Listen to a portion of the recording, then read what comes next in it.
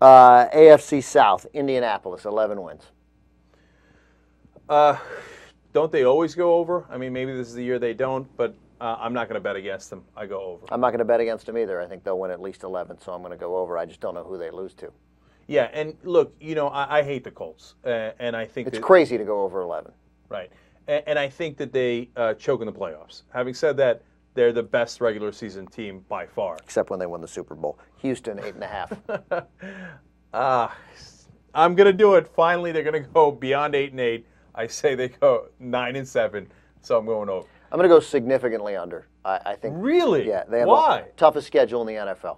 Hardest schedule in the NFL. And I think it's like pushing. They're right there, right there. And I think the window of opportunity is largely closed. But their offense looks to be great. Schaub, Arian Foster looks great. The receivers are Arian fantastic. Foster looks great because you've declared that he looks great and you have him on your fantasy teams. I don't think they can run the ball effectively. He looked good in the preseason, that's all. Sure. Schaub will throw the ball effectively as he always does. He'll have a big year. But I think their window of opportunity is sort of closed. I think they'll lose more games than they win, and Gary Kubiak will get fired. Their defense isn't that bad. I'm going over. Okay, under. Tennessee, 8.5. Over. I think Vince Young is one of the most underrated players in the NFL. All he does is win.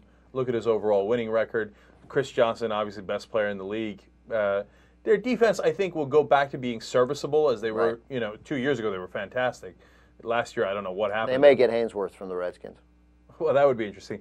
Haynesworth on the Titans, all of a sudden, they'll be the #1 defense.